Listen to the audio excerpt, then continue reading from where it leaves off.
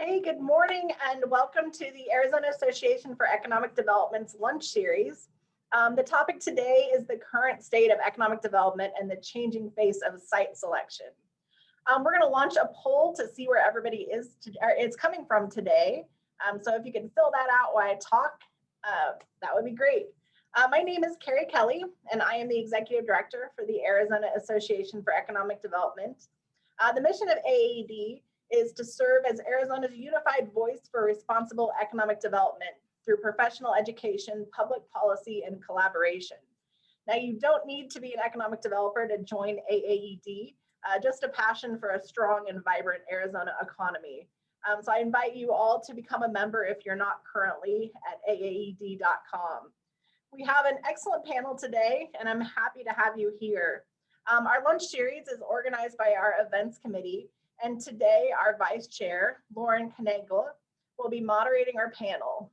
Lauren is the project manager with the Office of the Economic Development with the town of Gilbert. So we'll see where everybody is today. Great, mostly central Arizona, but sort of spread out, and even some from out of state. That's great. So Lauren, why don't you take it away? Great, thank you, Carrie. Thank you everybody for joining us. I'm very excited to get to chat with each of our panelists today. We have an amazing lineup of minds and experts and professionals across the state, and even someone joining us from the Chicago area. So I wanted to kind of open up with something fun. I think, we've had a long year of a lot of Zoom meetings and webinars. I like to add kind of just a personal touch and share a fun fact about the people that you'll be hearing from today before we launch into a little overview from each of them.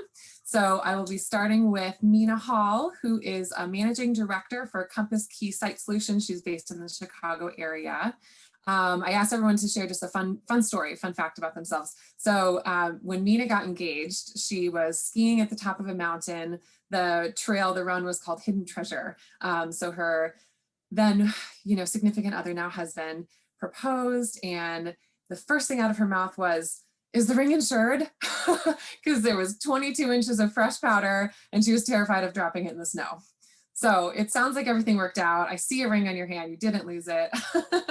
It all worked out. So Mina, I'm so glad to have you joining us. I'd like to introduce you and let you share a little bit about your company and your background. So Carrie, if you'd like to start Mina's slides for us, please. It just shows I could be clumsy and I just didn't want to lose a brand new ring. So yay. But thanks, Lauren, and so happy to be here with everybody. So I'm Mina Hall, as Lauren mentioned, and if you can hit the next slide.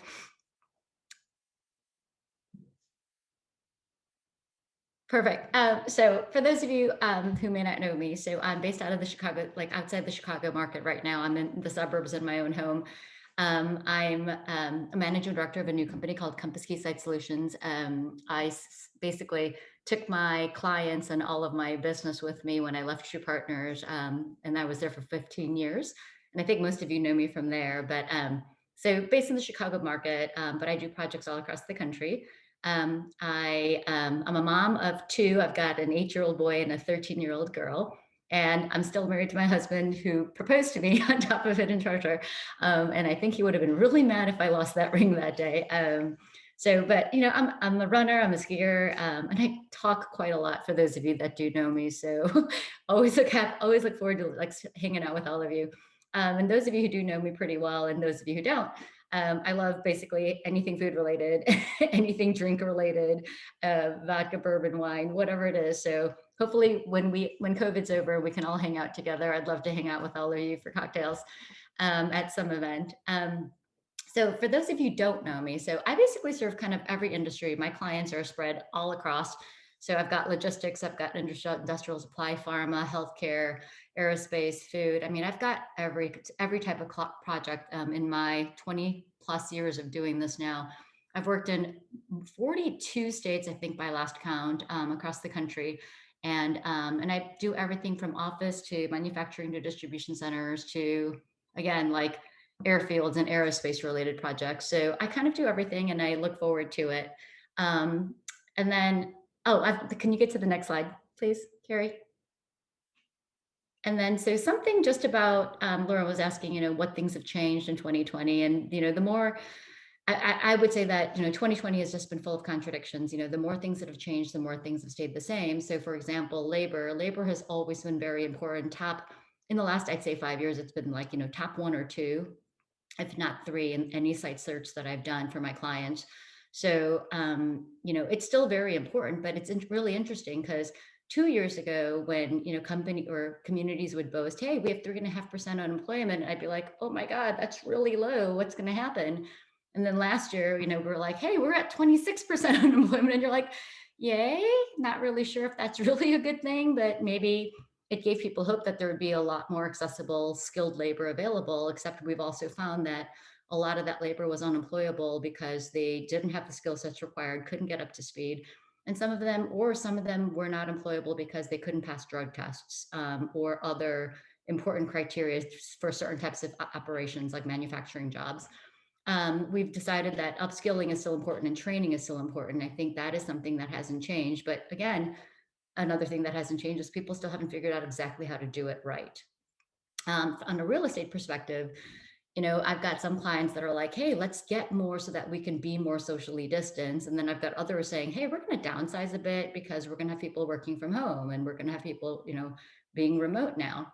And then on a manufacturing side, I've seen everything from, I definitely think that automation is taking over.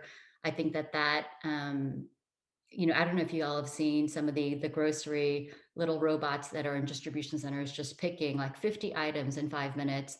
And I'm sorry, I go to grocery shopping and I'm like there an hour, even though I only have like five things, or because you're kind of walking up and down going, "Oh yeah, I need one of those and I can do this." But I personally don't want automation to take over, but I think, there's a lot of it. And I think the pandemic has really expedited some of that automation that maybe perhaps we wouldn't have seen for another, 2, 3 years. So I'm thrilled to be here. Thanks so much for letting me talk today. And I'm looking forward to hanging out with all of you. Thank you, Mina. Yeah, I think there's definitely something to be said for kind of the speeding up of certain automation, but there's definitely certain experiences and certain things that just can't be replaced with technology. So I appreciate your perspective and I look forward to kind of chatting further about that.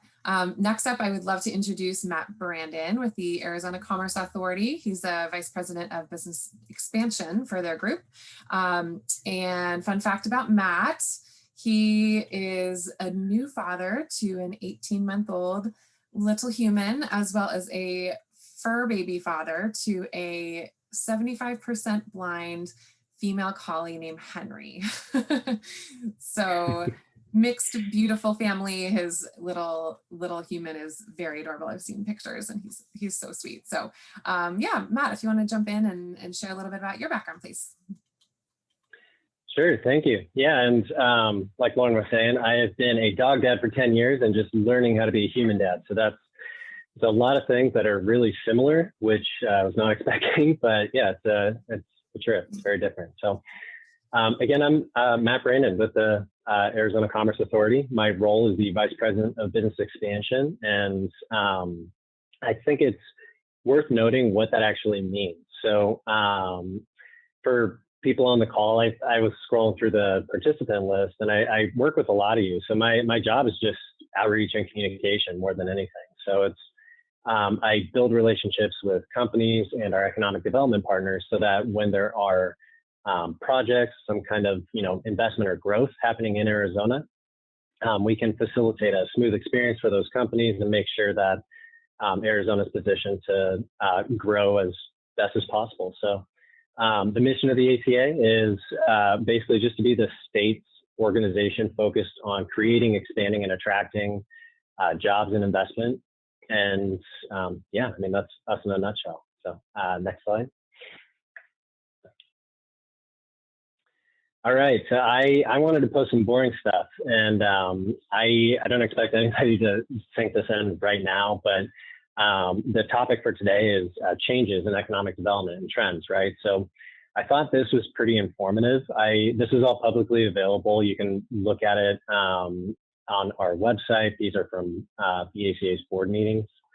And what I wanted to point out is that really, I don't think anybody would say the last year has been a net good, right? It's been really rough. And I'm not posting this to say that, oh, Arizona's different. Like we've had a really hard time. But I think what this shows is that there are a lot of things happening that are positioning us to thrive in the coming years. So this, just from the increase in the number of projects, the number of jobs, and amount of investment that is considering our state, as well as the types, the increase in headquarters projects and manufacturing. I mean, these are huge indicators that will hopefully lead to big things for the state. So, yeah, mostly just wanted to point that out, just about like the business environment that we've seen in the last year. And I have one more slide, I think. Yes, so our research team tracks economic health indicators. So this is a very small portion of the data we track. I think most or a lot of us on the call have access to this type of information, but I thought it was interesting to see this all together. So again, with the focus being on changes in economic development and site selection, these are good things, like the home prices going up over the last year, rents staying relatively stable. And yeah, I just thought I'd post this and let the group know that we have much more. There's a lot of data that we track month to month and year to year related to retail, taxable sales, tourism, GDP. So yeah, I'd love to be a resource with this type of thing and talk about how we can make it better. But that's me. And hopefully those two slides are a good indicator of the types of things our organization focuses on. There's so many services and things that we do within that. And yeah, looking forward to the panel. Thank you, Carrie and Lauren, for inviting me, and excited to be here. Thank you, Matt. Tons of really great info, and I'm sure people will be happy to follow up with you to get kind of more into the nitty gritty of those numbers. So thanks for sharing. Next up, I want to introduce Thomas Maynard, who's Vice President of Business Development for GPEC, the Greater Phoenix Economic Council. Funny fact about Thomas, back in the day, he used to intern for the Arizona Diamondbacks, and you could find him running the field in costume, in mascot attire, wearing one of those giant heads. Those are the characters called the Racing Legends. So he used to be one of those characters that would run around in the middle of the game. And if you haven't met Thomas or me, Thomas is taller than I am. How tall are you, Thomas? We're both taller humans, but he's a tall guy. So seeing him in a giant costume and head running around the baseball diamond, I'm sad that I missed out on that. But thanks for joining us today, and I'll let you share a little bit about what you do. Thanks, Lauren. Happy to be here. And I see Rebecca Timmer is on the call. Rebecca knows me from my glory days back in the Diamondbacks. So that was a great time. I did it for a couple of years, but then it was time to get a real life job and a career. So I ended up at GPEC and happy to be here. So just quickly, for those of you who are unfamiliar about GPEC, you can go to the next slide. We're the Regional Economic Development Group. We represent Metro Phoenix. Our mission is there on the left, quite simply to help attract quality businesses to the region, and then also advocate for the competitiveness of our region as a whole. Our GPEC values are something that we hold pretty strong internally on our team that you'll see on the right. The next slide will show kind of our key metrics and how we're judged as an organization along with our partners. So we've been around for 31 years now. 1989 is when we were established. Over those years, over 850 companies have located here. That's a testament to, one, being in such a high growth market and in such a high growth state. If you look at where Arizona was in 1990 compared to today, there's been a lot of positive change, and especially in Metro Phoenix, we're very proud of that, and proud of all of our partners that we get to work with on a daily basis. If you go to the next slide, we kind of wanted to showcase what we're seeing on our end from our prospect pipeline. So this will look at a pretty stark difference of how COVID impacted our pipeline. So right pre-COVID, almost 90% of our deal flow was moving forward as usual. You'll see that April number, pretty drastic change. And every month or so, we did a re-up of our data pipeline to see where we were. And as you can see, the doing business as usual became more and more of a common theme. And actually, the last date in there is August, because our pipeline was so much more "quote unquote" back to normal that we didn't even track our projects as like this anymore. Now, that being said, there's a pretty stark difference between office and industrial. Industrial seems to be moving forward with no problems or very limited issues. Maybe that's partly because of supply chain issues. Maybe these companies are now being forced to make their decisions sooner rather than later. Office, kind of the common theme that we heard last calendar year was, let's wait until after the 4th of July holiday. Then it turned into, let's wait till after the elections. Then let's wait until we get into 2021. Right now, we are seeing those projects becoming more active, which is great. But when I talk about activity, it's more of, let's compare costs between different metro areas. Let's see what the labor market looks like. We're still kind of waiting for some of these projects to come in, do a tour, actually sign a lease. So we have activity on one hand, but there's not a lot of transaction activity on the office side. But as the vaccine continues to get further rolled out, the good news is our pipeline is pretty healthy in terms of projects that have some pent-up demand.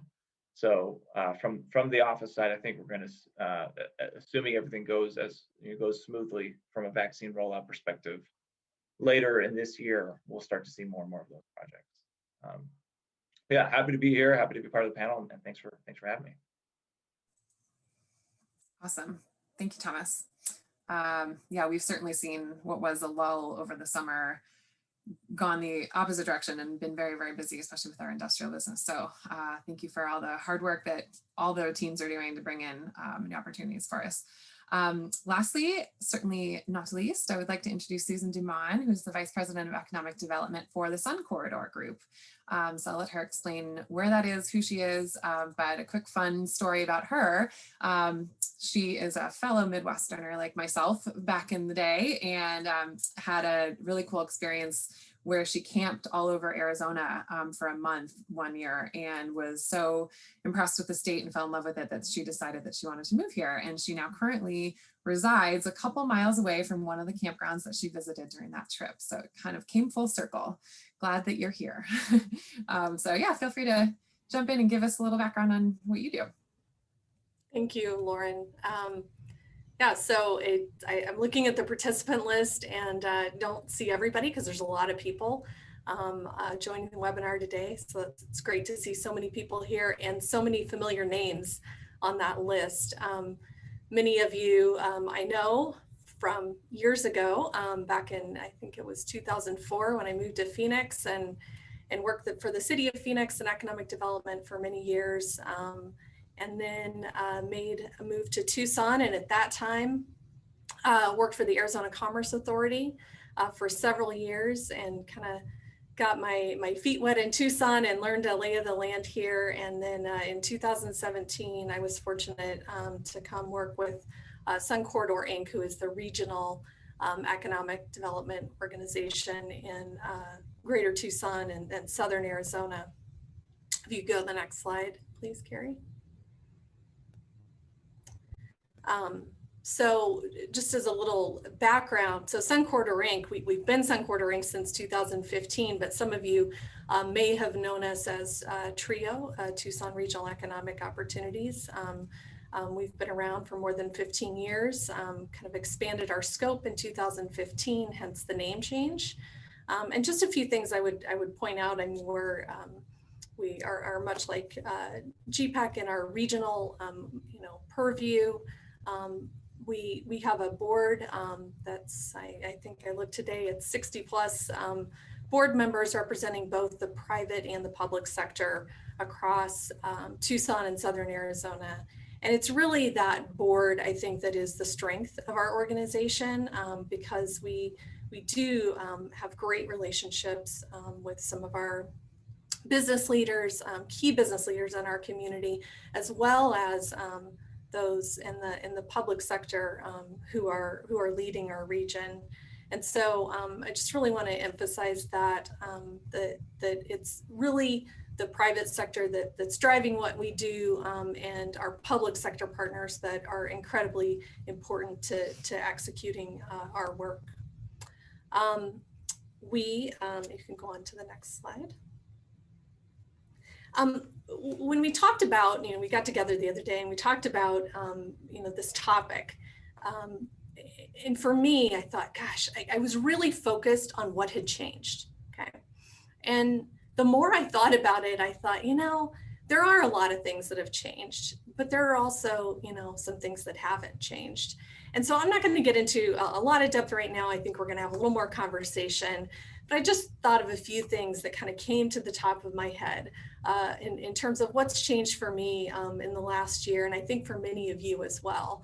And regardless of whether you're in economic development or another industry, you're probably not going on a lot of business trips these days. Those have ceased for me since March 12th of last year, when I was in Atlanta with some of you at the Site Selector Guild conference. It was the last sales trip I did, and I returned home on a Thursday to Tucson, and our office closed on the following Monday. And we've since reopened in a hybrid manner, but that obviously has been a big change for everybody. FAM tours, I don't know that requires a lot of explanation. Those have gone away. Site visits have changed, definitely. I can't say that really any aspect is the same. And getting to, I think Thomas talked about this a little bit, and I'll elaborate further, but the mix of opportunities that we're seeing has definitely changed. And I think the thing that's changed, and it's maybe more of a challenge, is just developing new relationships. And I don't know if all of you are finding that is a change or a challenge, but I certainly am finding that that's the case, and something that we really have to work on proactively. Next slide. But as I mentioned, while some things have changed really dramatically, there are some days that feel kind of like they did before the pandemic, because you are working on a proposal or an RFI response, and those are largely, at least in my experience, the same. You're gathering the same kind of market data that's required as part of these RFIs in order to be competitive and hopefully make it to that next level. We still rely largely on the same kind of lead sources through site selectors, direct from clients, and also, obviously through our regional relationships, local brokers, and then our partners at the Arizona Commerce Authority. We still are focused on, in fact, right now we're going through an update of our website. We're still very focused on our social media presence and making sure that we're getting our messages out and that they are promoting our brand. And probably as important as ever are our partner relationships. And we've had to be much more intentional about that. And I'm not going to pretend that it's always been easy. I think with all relationships in business at this time, it's more challenging than ever, and trying to make sure that you're communicating and you're building those relationships. And just for fun, we all know that RF turnaround times have not changed. They are still needed yesterday, and that's one thing that I wish would change, but I don't foresee that changing anytime in the near future. Next. So just really quickly, I wanted to kind of go through a little bit of an evaluation we've done of kind of what I would call pre-COVID and post-COVID. And it's interesting because it was around this time last year, and it was actually March that things started to shut down. So I just wanted to do a quick comparison of the opportunities we were competing for from February of 19 to 20. And then in the next slide, I'll get into this past year. So pre-COVID, we had about 97 opportunities we were competing for. The mix was about 67% industrial. We tend to see more industrial projects in our market and a little less office, but nonetheless about 20%, close to 20% of our projects were office related. Really very little, I'm pointing out one industry because you'll see a pretty significant change. Very little bioscience activity, I think one or two projects, and they were very small looking at our region. Next slide. So what I'm calling post-COVID, which is not exact, but pulling from February of last year until current, we've had 92 new opportunities. I was a little bit surprised by that. You all probably experienced what we did, and which is that in late March and April, things sort of fell off a cliff, and we didn't know if we were going to recover from that, if things were going to pick back up. There's virtually no activity during March and April of last year. But then in May for us, things picked up. We thought it was just pent up demand, but that really lasted through the end of the year. A lot of activity, as Thomas noted, a lot of interest in the region, and now we're getting to the point where we're starting to make some of those announcements, which has been exciting. Point out 81% of our pipeline during this time period was industrial. If you'll recall, it was about 67%. So we've definitely seen an increase in industrial activity, and only about 8% of the pipeline is office. And I put a little asterisk here to remind me that really that number is more like 4%, because the office projects that we saw came in like February of last year. So they really weren't post-COVID. And almost all those projects have been put on hold either for a period of time or delayed indefinitely. And in one case, I know one was canceled. And then lastly, I would just point out with the increase in bioscience has been really exciting. Had a number of bioscience projects, and not just showing interest in the region, but actually moving to additional phases in the site selection process. Had a couple of exciting announcements in bioscience, hope to have more in the near future. And I think that's all. Next. Yep, that's all. Thank you. Great, thank you so much, Susan. So many takeaways from that I think apply to a lot of our different regions. So before we dive in, I wanted to just read a quote that I found that I think is very kind of pertinent to today's conversation, that was spoken by John F. Kennedy, that change is the law of life, and those who look only to the past or present are certain to miss the future. So not to say that we don't want to go back to the way things were or back to normal, or only focus on, making it work for today, but also kind of what is going to be in the next chapter and what's to come. So kind of jumping right into that whole discussion, I want to turn it back over to Mina and open it up to you. And I want to just hear from you, in the site selection world, working with so many different industries, what are some of the major changes you've seen in the site selection process? What are companies looking for? Insight as to what we can expect hopefully down the line in the future. Sure.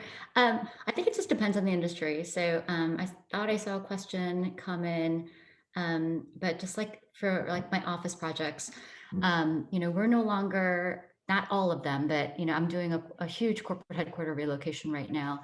And, what used to be major metro areas, populations of millions. And I'm not necessarily like this project that I'm looking at, and there's 1,100 people there now. We're looking to relocate, and we're still trying to figure it out. We're not looking at the major markets because we're trying not to be in super tall high rise, want to be in an elevator for 15, 20 minutes trying to get to your floor because of COVID. We're also looking at fewer amounts of less square footage per person, because we're thinking, hey, there might be some hybrid opportunities, there might be some work from home, some remote. Maybe not everyone's going to be in the office at the same time. But then again, when we are looking at space, I kind of mentioned that earlier too, is now we're like 6 feet distancing apart. And so that we don't have to put plexiglass in between everyone, because we're still trying to create some sort of a social gathering, kind of a fun work collaborative atmosphere. So if you go back to like, 5-7 years ago, we were trying to make the trend and transition to like, welcoming the millennial workforce. And when I started my career way long ago, you know, we used to, I mean, I was an attorney before I got into this industry. People would start counting their ceiling tiles to see, well, my office is bigger than yours, so clearly I'm more important, right? And that all went away when we went into like millennial, like, let's have collaborative workspace, let's everyone just have a cubicle. And so in one of my clients, even the C-suite sits in a cubicle, and then they have separate like work rooms dedicated to them if they want to have private meetings and such. So it's interesting that we went from like everyone work out in the open to, ooh, that's not very COVID friendly, So it's been fascinating that way. So I think the trend, I think right now is people may be downsizing, but everything's cyclical in real estate, as you know, and office market. We used to do hub and spoke models where you'd have huge, a middle-sized corporate headquarter, and then you'd have like suburban locations around so that you could accommodate some of the other people or some of the smaller regional offices, regional headquarter operations. And I think maybe we're kind of going towards that, but then, the trends change again, and we're probably going to go back because our memories are short and we're going to soon forget about COVID, probably. Who knows, maybe 5 years from now, everyone's going to go right back downtown, and all the new high rises that are currently being built that are not yet filled and everyone's freaking out about, it might refill, but it may not be this year, but I think that things are going to come back. So I do think, because from the millennials that some of my clients talked about, they miss the camaraderie. They miss the being able to train and learn from their bosses. And how do you do this? And sometimes it's just easier talking to them face to face and actually sitting there with a pen and paper or whatever, and showing them, versus like trying to do something over Zoom. I mean, you just miss some of that connection. And I think, Zoom helps because at least we're face to face. We're not just texting each other or emailing, and you're like, are they yelling at me? Because you can actually see someone's face, right? So, I mean, from that sense, I think that is, that's been interesting too. So. Yeah, I definitely agree. I would say, I think the kind of mentality behind work from home maybe has changed permanently. I mean, with the fact that it used to be not just a given, depending on the industry, but now, whether it's millennial or otherwise, people are adapting and showing that they can be successful. Maybe it's not everyone's first choice, but I wonder if that's going to kind of permanently shift the mentality behind, expectations of being able to work from home and at least have a hybrid model. I totally think so, don't you? I mean, I totally think that from a work from home perspective, I mean, my own former company, I mean, we were absolutely dead set that the younger staff would, maybe once in a while, if the cable guy was coming, you could work from home, but it wasn't like an expectation, because, if an interview candidate, again, think about this 5 years ago, what are my opportunities or chances for working from home? We'd be like, ding, no way. And now you're like, well, these are all our options. So it's interesting. I do think that even my company's clients, again, office related, or even some manufacturing types, but again, not all of them clearly, but they're entertaining the idea, because we've flipped the switch. We went overnight from being in the office or being in a location to transitioning so quickly. And you know what? We should all pat ourselves on the back, because we all got through it. I mean, maybe we had spotty internet, we had spotty Zoom connections, because everyone in your family is trying to use the same Wi-Fi. And we bought a lot more Wi-Fi booster signals during this time. But I think now it's going to be hard to get people to be like, yeah, you're never going to work from home ever again. Maybe the once in a while when the cable guy comes, but I think that ship sailed. Mm-hmm. Yeah, I would agree. That's an interesting. We're getting that question now from some site consultants when they're doing their initial market due diligence. It's usually, who are the big employers? What functions do they have here? Headcount, all that other stuff. And now they're asking, what's the return to office situation? Is it going to be fully back at a certain date? Is it this hybrid model? So it's going into their, the company's decision of, hey, if we want to be competitive in this market, kind of what's the norm? I think the short answer is everyone's like, we're still trying to figure that out. and there isn't a good answer, but from what we're seeing in the consulting, sites consulting world, that is what the clients are asking for is, Yeah. Mina, to your point, maybe the work from home was kind of frowned upon, and now that's going to be almost an expectation for companies to have. Oh, I think otherwise you're not going to retain talent or get talent, especially the new talent that's coming. So if a company, so think about it, if I'm an employee and my current company is allowing me to work from home, what if in future I switching jobs and the new company's like, no way, you're never going to work from home. I mean, that is, so I'm doing this corporate headquarter, as I said, and normally it's 200,000 square feet, maybe more. It's an entire building. And now we're like, we're not quite sure exactly what our model is going to look like. We're going to see, is it 25% work from home? Is it hybrid? Like, you three get to come in every other Tuesday. And I mean, how is it going to work? So again, I think things are changing, but you're right. We don't know. I think it's going to be project by project. I am going to say I have found that, and to your point, Thomas, that it depends on the city. Because in Chicago, almost nobody is downtown. I mean, very few people. If they are, it's like maybe they might be one of 5 people in an office that might normally seat like 100. But like my friends in Florida, they're all like, we have a Florida office. They're all in the office. No qualms, no questions. Like it's interesting. So yeah, I think it just depends on which city you're looking at. And then even to a point or to an extent, company to company, I mean, because not all companies were able to adapt and didn't have all the, technological advancements ready to just launch into working from home and having everything come with you and take monitors and screens and ring lights and all that kind of thing. And not, think of those who are, some are still paper reliant and are not totally digitized and are not as successful as being able to do everything remotely. So yeah, it's certainly gonna be interesting to see as we can kind of safely go back into offices, how that's gonna look moving forward. You mentioned something too, Mina, that I think is really interesting that we're seeing a lot more of is just automation and like robotics, and especially in distribution and manufacturing, and kind of taking the worker out of the equation and the speed at which automation can complete the same tasks, both exciting and innovation, and also, like you said, it's going to shift kind of the model of the workforce moving forward. Yeah, I definitely think that even though we have automation, I don't think that's going to remove human population from having jobs, because humans are still going to have to program these, robotics and even in the most digitized distribution centers that I've seen, there are still a human checking to make sure everything is accurate, that every little thing is picked and packed correctly, because no, I wanted, the person wanted the peppermint flavor extra gum, not the spearmint flavor. And again, perhaps that's just something that requires a human eye. I think that if anything, COVID has also let us see that humans are necessary in order to carry on.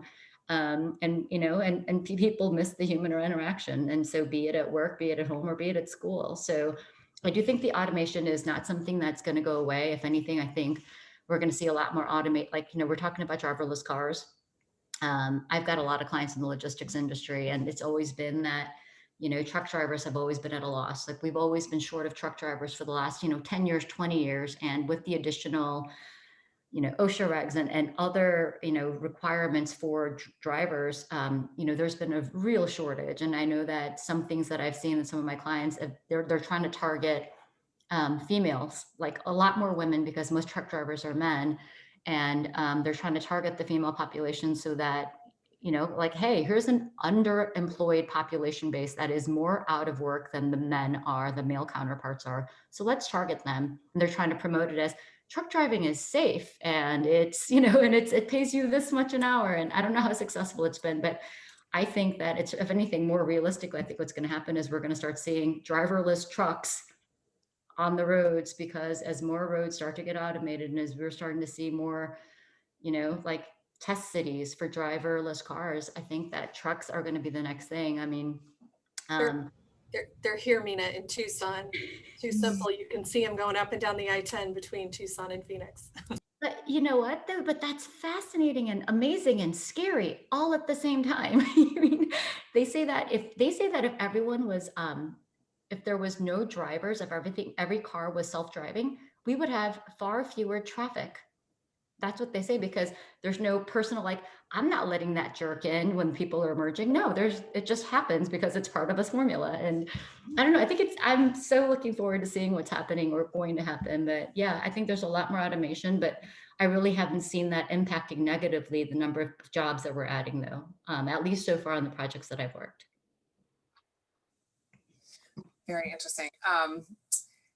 I want to touch back on something that Matt, you mentioned earlier, kind of with your statewide initiatives and outreach, and your, in business retention. So how have you seen like your need to reach out in different ways, rather than just kind of a consistent touch point? But like, I mean, from our perspective, from the town of Gilbert, I mean, we've made it our mission in the last year to try to reach out to all of our businesses, which is a big undertaking, but so important. So kind of from an outreach perspective for you, like what are you involved in right now, and how has that shifted in last year?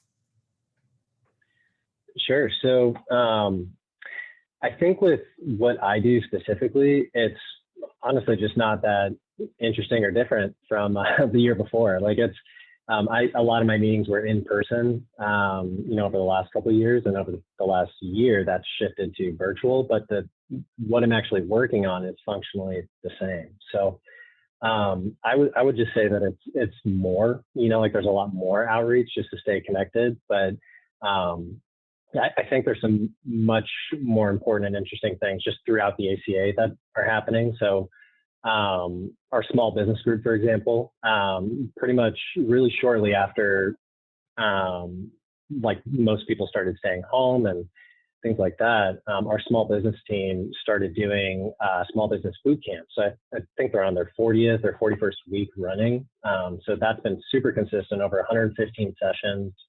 And that's been important just for the last year, but it's also created opportunities for that group within the ACA to expand what they offer businesses. So it's not just going to be pandemic support. It's going to be, what are the resources that the state and this small business group within the ACA, what are the resources we can offer, all the time? So I think there's more to come with that. But yeah, I mean, separate from that, I think we have a division that's really focused on attracting international investment as well. And that has frankly been really difficult in recent years, just because budget reasons, right? I mean, if you're trying to develop relationships with groups in Asia, I mean, how many times can you really go there? And but just in the last year, everybody's much more receptive to developing relationships. As difficult as it is to do that digitally, they're doing it.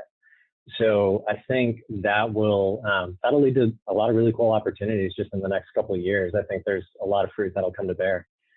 So yeah, those are two probably the main things for outreach that I've noticed. Mm-hmm. Susan, I want to give you a chance to kind of expand on something that you mentioned in your opening slides. I know you with Sun Corridor have done some major kind of renovations to your like marketing and social media and kind of working on brand awareness. I think that's something that can be done almost in the background as kind of things are shifting and changing for everybody. Do you want to kind of run with that and tell us what you've been doing there?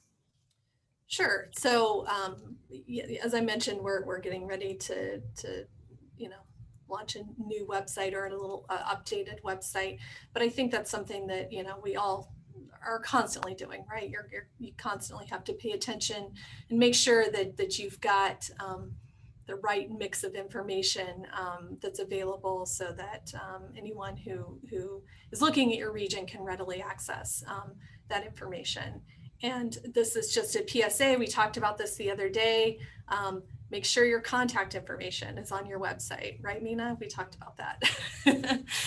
One of the things that we hear from site selectors repeatedly is that they go to a website and they can't figure out who to contact, or they got to fill out a form, and that can be really frustrating. So anyway, there's my PSA. But one of the things that we've done, during COVID, is we didn't back down from our marketing efforts, and we really kept investing. And one of the things we've done is we have a targeted a LinkedIn campaign really targeting specific companies and individuals in those companies to consider, Tucson. And we're trying to capitalize on a lot of the positive media we've had over the last 2 or so years now, 2-3 years, around our advancements in technology, in attracting technology workers and the growth of that workforce here.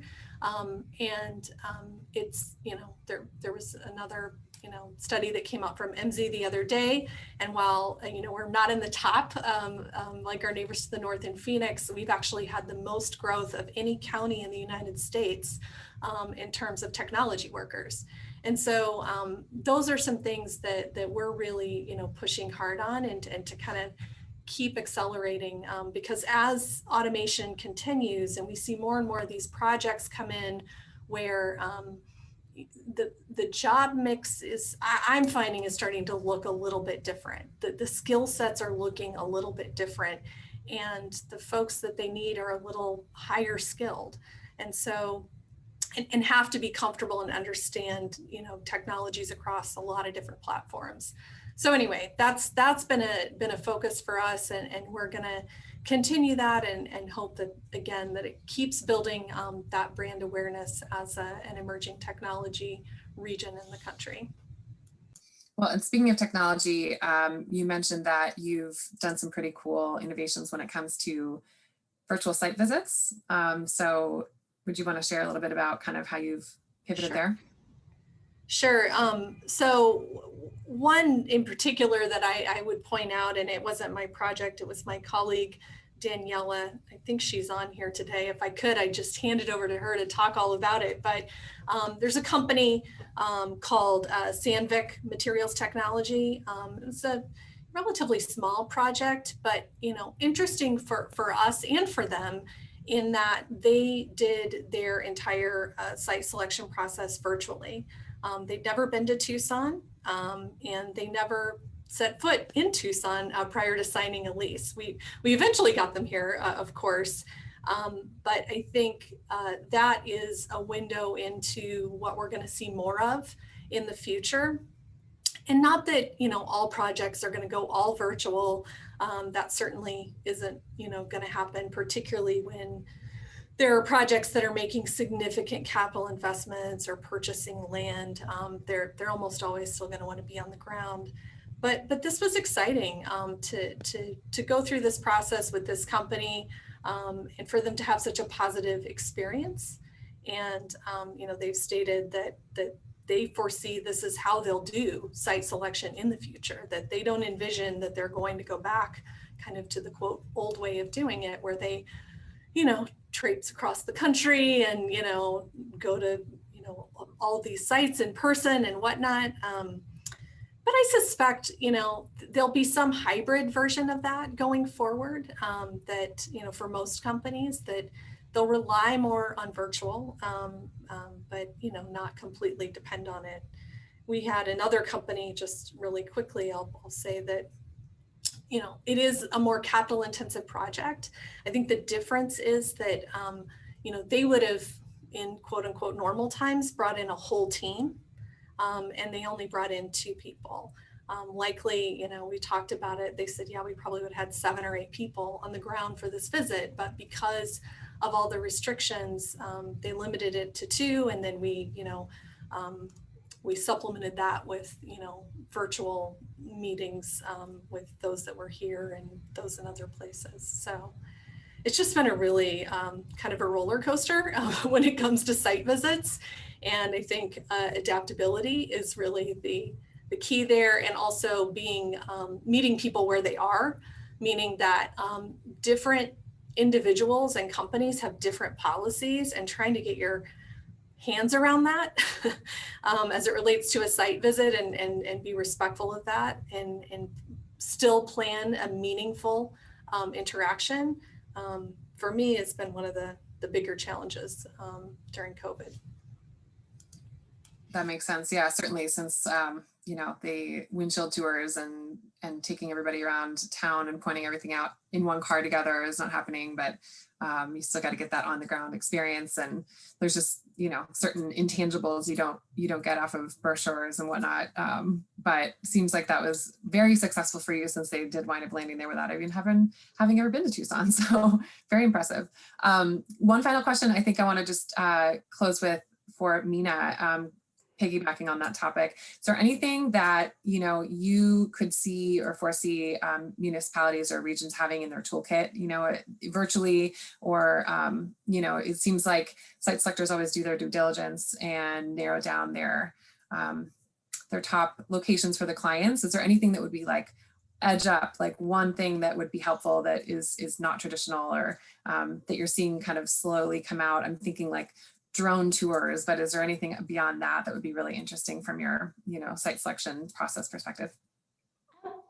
Yeah, I think that's kind of like the magic, like the magic bullet that everyone wants. But I think that by the time we're I do again, when I do these site searches for my clients, I'm doing all my research way long before I even talk to you all. And by the time I'm talking to you, I'm just trying to validate any information that I already have. We're trying to find information that I may not.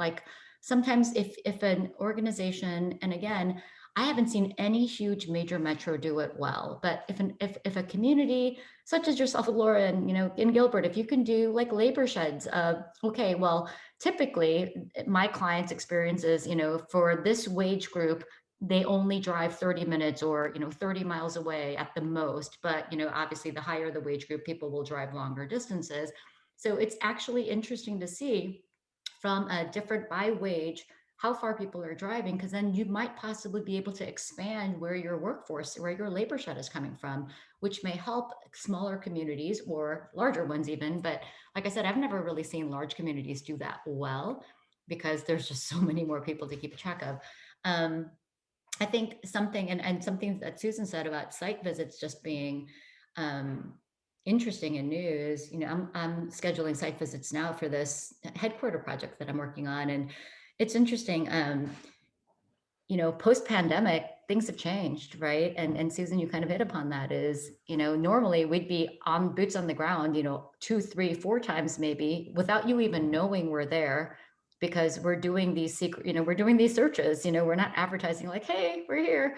But while we're here, even in secret, we're talking to the Uber drivers, we're talking to the hotel staff, we're talking to the waitresses at the restaurants. But I am saying that I'm actually, with my client site visit that I'm going on, as long as the communities are aware and mindful of, the level of caution that the client and the consultant has related to the pandemic, I think will serve you well. So if you're scheduling, if the consultant, if let's say you're working with a consultant and they haven't quite told you like what the pandemic level, and again, not all clients, but better safe than sorry.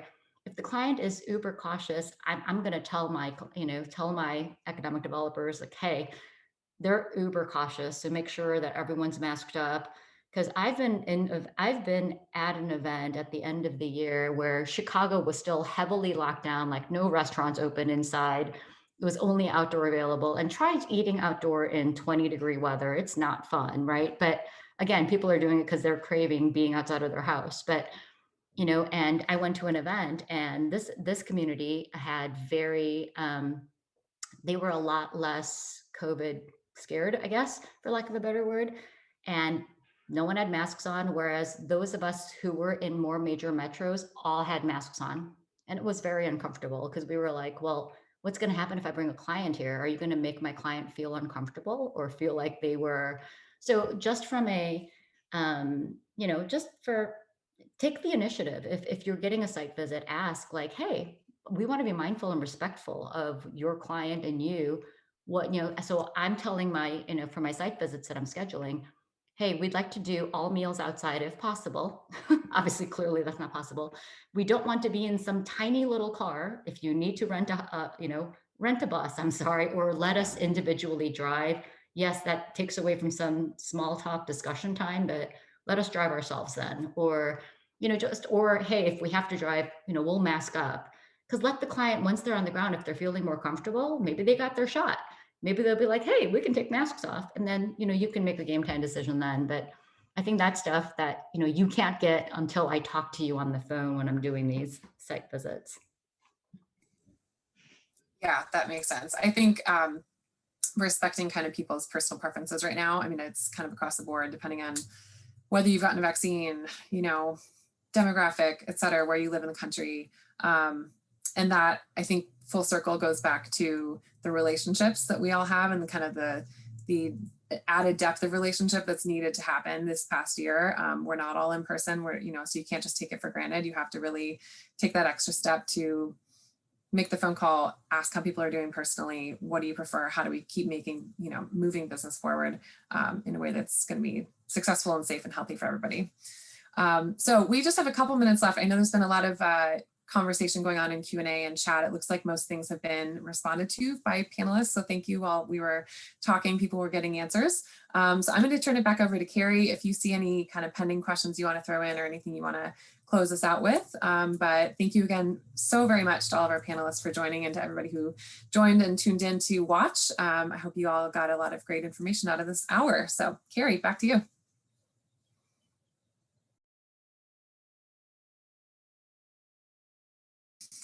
Carrie, you're on mute. Classic. And I couldn't get it together. Thank you everybody for joining us today. We are recording this and we'll have it out to everybody afterwards along with the presentations. And if there are any questions that didn't get answered, we'll have those out as well. A big thank you to our annual sponsors. We couldn't offer these type of events free without their support.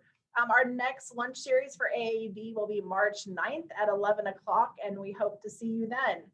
So thank you, panelists, and thank you, everybody, for joining us today. Thanks, everybody. Thank you all. Thanks, everybody. Well, take care.